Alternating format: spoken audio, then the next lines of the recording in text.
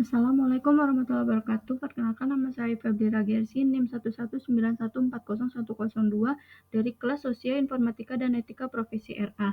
Di sini saya akan menjelaskan tentang resume Undang-Undang ITE. Pengertian Undang-Undang ITE pasal 1, yaitu Undang-Undang Informasi dan Transaksi Elektronik yang mengatur tentang informasi elektronik dan transaksi elektronik. Informasi elektronik diartikan sebagai salah satu kumpulan data elektronik, tetapi tidak terbatas pada tulisan, suara, gambar, peta, dan lain sebagainya. Huruf, tanda, angka, kode akses, simbol, dan perforasi yang telah diolah yang memiliki arti atau dapat dipahami oleh orang yang mampu memahaminya.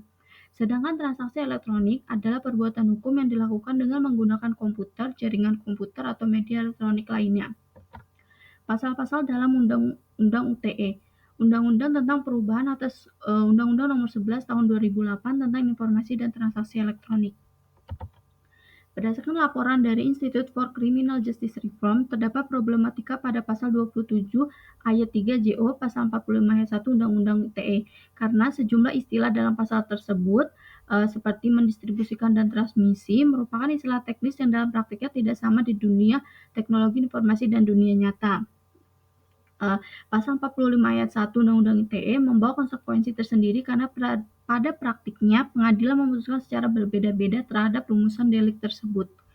Berdasarkan paparan dari Southeast Asia Freedom of Expression Network, beberapa persoalan terhadap Undang-Undang ITE adalah pasal 27 hingga pasal 29 Undang-Undang ITE dalam bab kejahatan cyber, dan juga pasal 26, pasal 36, pasal 40, serta pasal 45. Persoalan yang terdapat adalah mengenai penafsiran hukum, di mana rumusan pasal-pasal dalam Undang-Undang ITE tersebut tidak ketat dan tidak tepat serta menimbulkan ketidakpastian hukum atau disebut multitafsir. Contoh kasus Undang-Undang ITE. Yang pertama yaitu kasus Ahmad Dhani, seorang musisi Indonesia terjerat pasal 27 ayat 3 JO.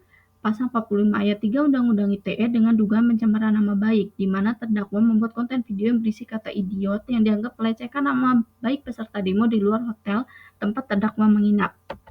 Kekurangan dan kelebihan. Kekurangannya yaitu kata-kata yang ambigu antara pelecehan dan pencemaran nama baik menurut saya adalah idiot itu termasuk mengumpat, tidak ada pencemaran nama baiknya. Lalu kelebihannya dapat menjerat seseorang yang menuduh tanpa adanya bukti yang kuat dengan hukuman sesuai undang-undang.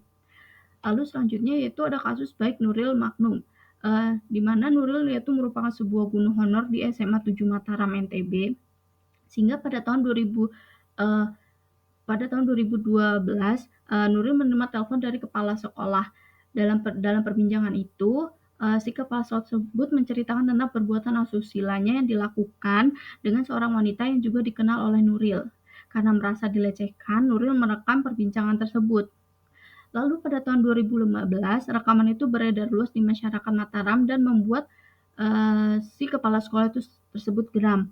Nuril kemudian dilaporkan ke polisi karena merekam dan menyebar rekaman tersebut, sehingga pada tanggal 26 September 2018, MA lewat putusan kasasi menghukum baik Nuril selama 6 bulan penjara dan denda 500 juta subsidiar 3 bulan kurungan.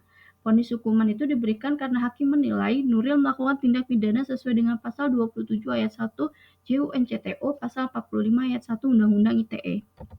Kekurangan dan kelebihan. Kelebihannya yaitu dapat menjerat seseorang atau kelompok dalam pendistribusian konten asusila. Lalu kekurangannya tidak adanya payung hukum terhadap korban ataupun pelapor. Terima kasih. Sekian dari saya. Mohon maaf apabila ada salah kata. Wassalamualaikum warahmatullahi wabarakatuh.